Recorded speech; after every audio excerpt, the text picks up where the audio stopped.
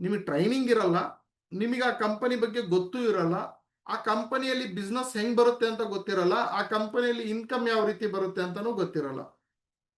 ಹಾ ಬರುತ್ತೆ ಬರುತ್ತೆ, ದುಡ್ಡು ಬರುತ್ತೆ, ಹಾ ತಿಂಗಳ ತಿಂಗಳ ಬರುತ್ತೆ, ಹಾ ಬರುತ್ತೆ ಬರುತ್ತೆ, ಹಾ ಇಬ್ರಿಗೆ ಸೇರಿಸಿದ್ರು ಬರುತ್ತೆ ಬರುತ್ತೆ, ಈ ಪ್ರಾಡಕ್ಟ್ಸ್ ಅಂದ್ರೆ ಪ್ರಾಡಕ್ಟ್ಸ್ ಅಂದ್ರೆ ಆರಾಮಾಗ್ತೀರಾ ಮಾಡಿ ಮಾಡಿ ಮಾಡಿ. ಸೊ ಈ ರೀತಿ ನಡೀತಾ ಇರುತ್ತೆ. ಇದನ್ನೇ ಈ ಬಿಸ್ನೆಸ್ ಅಲ್ಲಿ ನಾವು ಮಾಡೋ ದೊಡ್ಡ ತಪ್ಪು. ಯಾವುದನ್ನ ನಾವು ಕರೆಕ್ಟ್ ಆಗಿ ಅರ್ಥ ಮಾಡಿಕೊಳ್ಳಲ್ಲ, ಅವಾಗ ಅದು ನಮಗೆ ಮೂಲ ಆಗುತ್ತೆ, ಅಂದ್ರೆ ನಮಗೆ ಪ್ರಾಬ್ಲಮ್ ಕ್ರಿಯೇಟ್ ಮಾಡುತ್ತೆ. ಈ ಕತೆ ಸಾರಾಂಶ ತುಂಬಾ ಚೆನ್ನಾಗಿ ಬರುತ್ತೆ, ಹಾಗಾಗಿ ನಾನು ಸ್ವಲ್ಪ ಬಿಸ್ನೆಸ್ ಲಿಂಕ್ ಅನ್ನ ಕೊಡ್ತಾ ಇದ್ದೀನಿ ನಿಮಗೆ.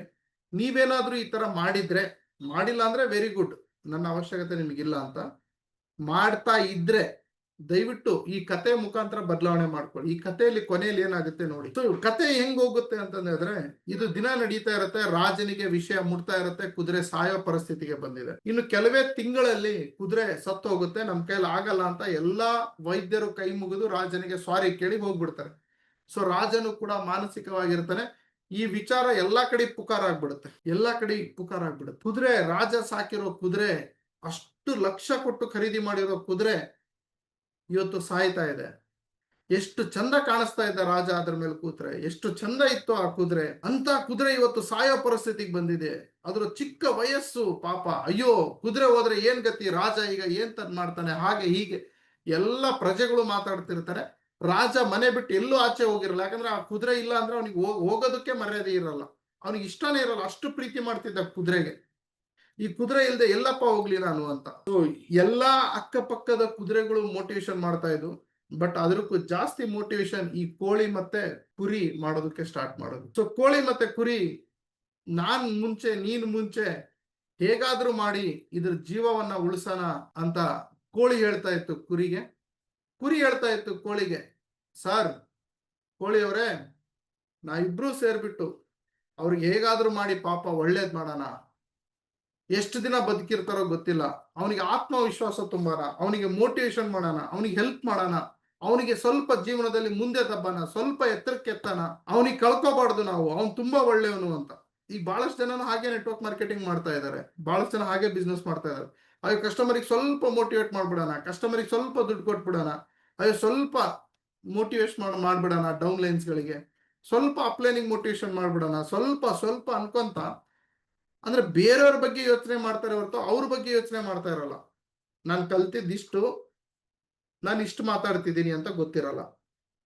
ನೋಡಿ, ಕುದುರೆ ಲೆವೆಲ್ ಏನು, ಕೋಳಿ ಲೆವೆಲ್ ಏನು, ಕುದುರೆ ಲೆವೆಲ್ ಏನು, ಕುರಿ ಲೆವೆಲ್ ಏನು. ಅಂದ್ರೆ ನಾನು ಹೇಳೋದು ಲೆವೆಲ್ ಅಲ್ಲ, ನಾನು ಹೇಳೋದು ಇದ್ರ ಲೆವೆಲಿಗೆ ಬರ್ಬೇಕು ಅಂದ್ರೆ ಇದ್ರ ಲೆವೆಲಿಗೆ ಕಲಿಬೇಕು, ಹೌದಲ್ವಾ? ಈಗ ನನ್ನನ್ನು ನಾನು ಯಾವುದೋ ಒಂದು ವಿಜ್ಞಾನಿಗೆ ಹೋಲಿಕೆ ಮಾಡ್ತಿದ್ದೀನಿ ಅಂದ್ರೆ, ನಾನು ಆ ವಿಜ್ಞಾನಿ ತಕ್ಕ ಹಾಗೆ ಓದಿರ್ಬೇಕು, ಅವಾಗ ನಾನು ಆ ವಿಜ್ಞಾನಿಗೆ ಕಂಪೇರ್ ಮಾಡ್ಬೋದು, ಹೌದಲ್ವಾ? ನಾನು ಏನೂ ಓದದೆ ಈ ವಿಜ್ಞಾನಿಗೆ ನಾನು ಕಂಪೇರ್ ಮಾಡ್ತಿದ್ದೀನಿ ಅಂದ್ರೆ ನಾನು ದಡ್ಡ ಅಂತ. ಸೊ ಬಹಳ ಜನ ಈ ತಪ್ಪನ್ನ ಮಾಡ್ತಾರೆ. ನಿಮ್ಮ ಹತ್ರ ಜ್ಞಾನ ಇಲ್ಲ ಅಂದ್ರೆ ಜ್ಞಾನವನ್ನ ಪಡೆದುಕೊಂಡು ದೊಡ್ಡವರಾಗ್ಬೋದು, ನೆನ್ಪಿಡ್ಕೊಳ್ಳಿ. ನಿಮ್ಮ ಹತ್ರ ಜ್ಞಾನ ಇಲ್ಲ ಅಂದ್ರೆ ಜ್ಞಾನವನ್ನ ಪಡೆದುಕೊಂಡು ದೊಡ್ಡವರಾಗ್ಬೋದು. ನಿಮ್ಮ ಹತ್ರ ಜ್ಞಾನ ಇಲ್ಲ ಅಂತಂದ್ ಹೇಳಿದ್ರೆ, ಜ್ಞಾನ ಪಡೆಯೋಕೆ ನಿಮಗೆ ಇಷ್ಟ ಇಲ್ಲ, ದಮ್ ಇಲ್ಲ, ತಾಕತ್ತಿಲ್ಲ, ಗಾಂಚಲಿ ಸೊಕ್ಕಿದೆ ಅಂದ್ರೆ ಬಾಯಿ ಮುಚ್ಕೊಂಡು ಇರೋ ಜ್ಞಾನ ಎಷ್ಟಿದನೋ ಅಷ್ಟನ್ನ ಹಂಚ್ಕೋಬೇಕು. ಅದಕ್ಕೂ ಜಾಸ್ತಿ ಮಾತಾಡಬಾರ್ದು, ದಿಮಾಕ ಮಾಡಬಾರ್ದು, ಕೊಚ್ಕೋಬಾರ್ದು, ಸುಳ್ಳು ತಾರ ತಿಗಡಿ ಮಾತಾಡಬಾರ್ದು. ಬಹಳ ಜನ ಈ ತಪ್ಪನ್ನ ಮಾಡ್ತಾರೆ. ಇದರಿಂದ ಇಂಡಸ್ಟ್ರಿಗೂ ಕೆಟ್ಟ ಹೆಸರು, ಅಪ್ಲೈನಿಗೂ ಕೆಟ್ಟ ಹೆಸರು, ಕಂಪನಿಗೂ ಕೆಟ್ಟ ಹೆಸರು, ನೀವಿರೋ ಜಾಗ ನಿಮ್ ತಂದೆ ತಾಯಿಗೂ ಕೆಟ್ಟ ಹೆಸರು, ನಿಮಗೂ ಕೆಟ್ಟ ಹೆಸರು, ಹಾಗೂ ಸಮಾಜಕ್ಕೆ ಒಂದು ದೊಡ್ಡ ಕಳಂಕವಾಗಿ ನಿಂತ್ಕೊಂಡ್ಬಿಡ್ತಾರೆ. ಆಮೇಲೆ ಹೇಳ್ತಾರೆ, ಸರ್ ನಾವು ಸುಸೈಡ್ ಮಾಡ್ಕೊಂಡ್ಬಿಡ್ಬೇಕು, ಸರ್ ಇವೆಲ್ಲ ಸುಳ್ಳು, ಇವೆಲ್ಲ ತಪ್ಪು. ಇಲ್ಲಿ ತಪ್ಪು ನಡೆಯೋದು ಎಲ್ಲಿಂದ ಅಂತ ನಾನು ಹೇಳ್ತಾ ಬರ್ತೀನಿ. ಈ ಕುದುರೆ ಸಾಯೋ ಪರಿಸ್ಥಿತಿಗೆ ಬರುತ್ತೆ, ಕೋಳಿ ಮತ್ತೆ ಕುರಿ ಕುತ್ಕೊಂಡು ಅದಕ್ಕೆ ದಿನನಿತ್ಯ ಮೋಟಿವೇಶನ್ ಮಾಡ್ತಾರೆ. ಈ ಕೋಳಿ ಒಂಥರ ಮೋಟಿವೇಶನ್ ಮಾಡಿದ್ರೆ, ಕುರಿ ಯಾವ ರೀತಿ ಎದ್ದೇಳಬೇಕು ಅಂತ ತೋರಿಸ್ಕೊಡುತ್ತೆ, ಯಾವ ರೀತಿ ಮತ್ತೆ ಬಾಲವನ್ನ ಅಲ್ಲಾಡಿಸ್ಬೇಕು, ಯಾವ ರೀತಿ ಉಸಿರಾಡಬೇಕು, ಯಾವ ರೀತಿ ಓಡಬೇಕು, ಇದನ್ನೆಲ್ಲ ಹೇಳ್ಕೊಡ್ತಾ ಬರುತ್ತೆ. ಹಾಗೆ ದಿನ ಕಳೆದ ಹಾಗೆ ಈ ಕೋಳಿ ಮತ್ತೆ ಕುರಿಯ ಮೋಟಿವೇಶನ್ಗೆ ಈ ಕುದುರೆ ಆತ್ಮವಿಶ್ವಾಸ ಡಬಲ್ ಆಗುತ್ತೆ. ನೋಡಿ, ಕೆಲವೊಬ್ಬ ವ್ಯಕ್ತಿಗಳಿಗೆ ಟಾನಿಕ್, ಔಷಧಿ ಏನು ಅಂತಂದ್ರೆ ಯಾರಾದ್ರೂ ಒಬ್ರದ್ದು ಪ್ರೇರಣೆ, ಮಾತು, ಹೌದಲ್ವಾ? ಸೊ ಈಗ ನನಗೆ ಬಹಳ ಜನ ಫೋನ್ ಮಾಡ್ತಾರೆ, ಸರ್ ನಿಮ್ ಮಾತು ಕೇಳಿ ನಾನು ಸುಸೈಡ್ ಮಾಡ್ಕೋಬೇಕಂತಿದ್ದೆ, ಬಟ್ ನಿಮ್ ಮಾತು ಕೇಳಿ ಜೀವನದಲ್ಲಿ ಏನೋ ಸಾಧನೆ ಮಾಡ್ಬೇಕು ಅಂತ ಅನಿಸ್ತಾ ಇದೆ. ಈ ರೀತಿನೂ ಹೇಳ್ತಾ ಇದ್ರು. ಯಾರೋ ಒಬ್ರು ಫೋನ್ ಮಾಡಿ ಹೇಳ್ತಾರೆ, ಸರ್ ನನ್ನ ಬಿಸ್ನೆಸ್ ನಡೀತಾ ಇರಲಿಲ್ಲ, ನಿಮ್ಮ ಮಾತು, ನಿಮ್ಮ ಟ್ರೈನಿಂಗು, ನಿಮ್ಮ ಐಡಿಯಾಗಳು, ನಿಮ್ಮ ಎಥಿಕ್ಸು, ನೀವು ಕೊಡೋ ಸಣ್ಣ ಸಣ್ಣ ಸಣ್ಣ ಟಿಪ್ಸ್ಗಳು ನನ್ನ ಜೀವನದಲ್ಲಿ ಅಳವಡಿಸ್ಕೊಂಡಿದ್ದೀನಿ, ಬಿಸ್ನೆಸ್ ಅಲ್ಲಿ ಅಳವಡಿಸ್ಕೊಂಡಿದ್ದೀನಿ, ಈಗ ಚಿಕ್ಕದಾಗಿ ಬದಲಾವಣೆ ಕಾಣಿಸ್ತಾ ಇದೆ, ಚಿಕ್ಕದಾಗಿ ಬದಲಾವಣೆ ಆಗ್ತಾ ಇದ್ದೀನಿ ಅಂತಾನು ಹೇಳ್ತಾರೆ. ಸೊ ಒಳ್ಳೇದು. ಬಟ್ ನಾವು ಯಾರಿಗೆ ಮಾಡ್ತಾ ಇದ್ದೇವೆ ಮೋಟಿವೇಶನ್, ನಾವು ಯಾವ ಸಂದರ್ಭದಲ್ಲಿ ಮಾಡ್ತಾ ಇದ್ದೇವೆ, ಅದರಿಂದ ನಾಳೆ ನಮಗೇನು ಅಡ್ಡ ಪರಿಣಾಮಗಳು ಆಗುತ್ತೆ, ಇವೆಲ್ಲ ನಾವು ಗಮನದಲ್ಲಿ ತಗೋಬೇಕಾಗಿರುತ್ತೆ. ಸುಮ್ಮನೆ ಹೆಂಗೆ ಬಾಯಿಗೆ ಬಂದಂಗೆ ಬಿಸ್ನೆಸ್ ಮಾಡೋದಲ್ಲ. ಓಕೆ, ಈಗ ನೋಡಿ, ನಾನು ನಿಮ್ಮ ಜೊತೆಗೆ ಯಾವುದೇ ವ್ಯವಹಾರ ಹಿಡ್ಕೊಂಡಿಲ್ಲ. ಓಕೆ, ನೀವು ನನಗೆ ದುಡ್ಡು ಕೊಡ್ತಾ ಇಲ್ಲ, ನಾನು ನಿಮಗೆ ದುಡ್ಡು ಕೊಡ್ತಾ ಇಲ್ಲ. ನಾನು ನಿಮಗೆ ಪ್ಯೂರ್ ಆಗಿ ಫ್ರೀ ಆಗಿ ಎಜುಕೇಶನ್ ಅನ್ನ ಹಂಚ್ತಾ ಇದ್ದೀನಿ.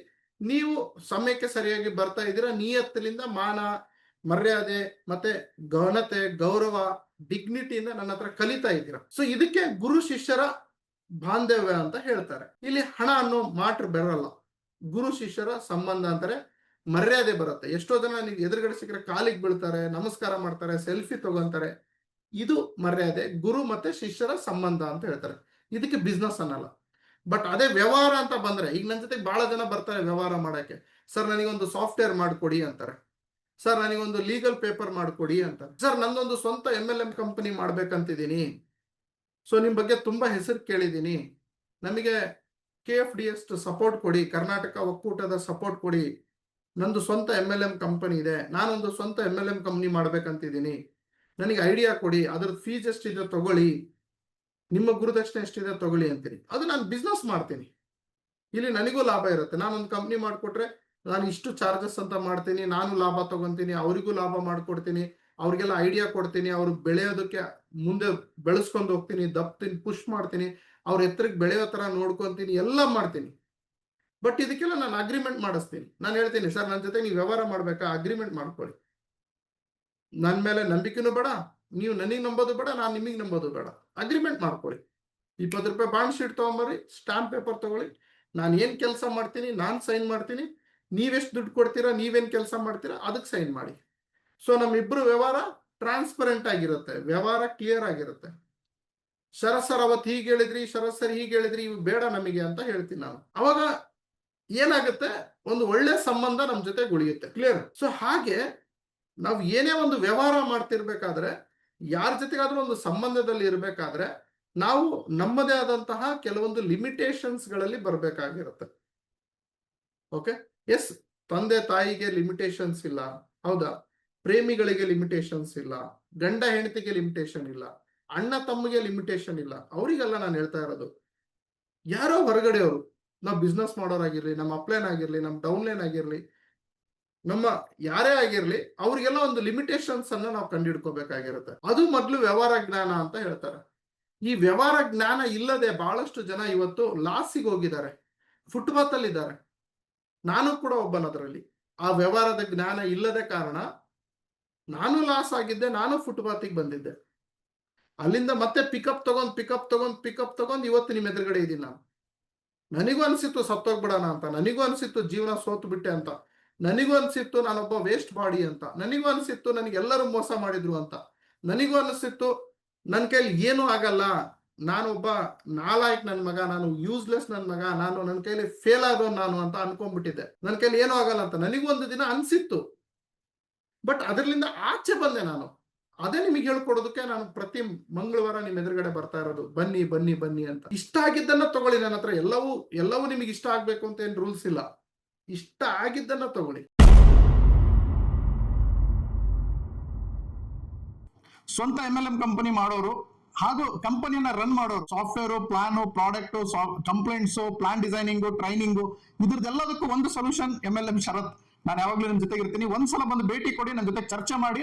ಸೊ ಈ ಪ್ಲಾನ್ಸ್, ಸಾಫ್ಟ್ವೇರ್, ಸಿಸ್ಟಮ್ ಅದೆಲ್ಲ ಹೇಗೆ ವರ್ಕ್ ಆಗುತ್ತೆ, ಅಲ್ಲಿ ಎಲ್ಲಿ ಫಾಲ್ಟ್ ಹೊಡಿತಾ ಇದೀರಾ, ಅಥವಾ ಏನ್ ನಿಮಗೆ ಬೇಕು, ನಿಮ್ಮದೇ ಒಂದು ಡೈರೆಕ್ಷನ್ ಅಲ್ಲಿ ನೀವು ಹೋಗ್ಬೇಕು ಅಂತ ಹೇಳಿದ್ರೆ ಏನೆಲ್ಲ ಇಂಪಾರ್ಟೆಂಟ್ ಇದೆ, ಇದನ್ನ ತಿಳ್ಕೊಳ್ಳೋದಕ್ಕೆ ಒಂದ್ಸಲ ನೇರವಾಗಿ ನನಗೆ ಭೇಟಿ ನೀಡಿ. 9739313938 ಇದು ನನ್ನ personal WhatsApp number, calling number.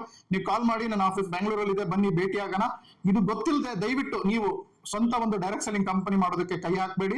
ಹಾಗೂ ಒಂದು ಡೈರೆಕ್ಟ್ ಸೆಲ್ಲಿಂಗ್ ಕಂಪನಿ ನಡೆಸ್ತಾ ಇದ್ರೆ ದಯವಿಟ್ಟು ಇದನ್ನೆಲ್ಲ ತಿಳ್ಕೊಂಡು ಮುಂದೆ ನಡೆಸಬೇಕು ಅನ್ನೋದು ನನ್ನ ಉದ್ದೇಶ.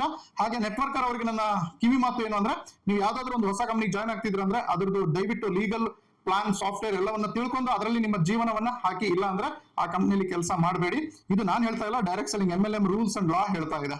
Thank you. ಒಂದ್ಸಲ ಬನ್ನಿ, ಭೇಟಿ ಆಗೋಣ. ನಾವು ನೀವು ಭೇಟಿ ಆದಂಗೆ ಆಗುತ್ತೆ. ಮತ್ತೆ ಹೆಚ್ಚಿನ ಮಾಹಿತಿಗೆ ನಾನು ನಿಮ್ ಜೊತೆಗೆ ಇರ್ತೀನಿ. ಎಲ್ಲ ವಿಡಿಯೋ ಈ ಚಾನಲ್ ಸಬ್ಸ್ಕ್ರೈಬ್ ಮಾಡಿ, ಪ್ರತಿಯೊಬ್ಬರಿಗೂ ಇದನ್ನ ಹಂಚಿ. MLM ಶರತ್ ನಿಮ್ ಜೊತೆಗೆ ಇರ್ತಾನೆ. Thank you.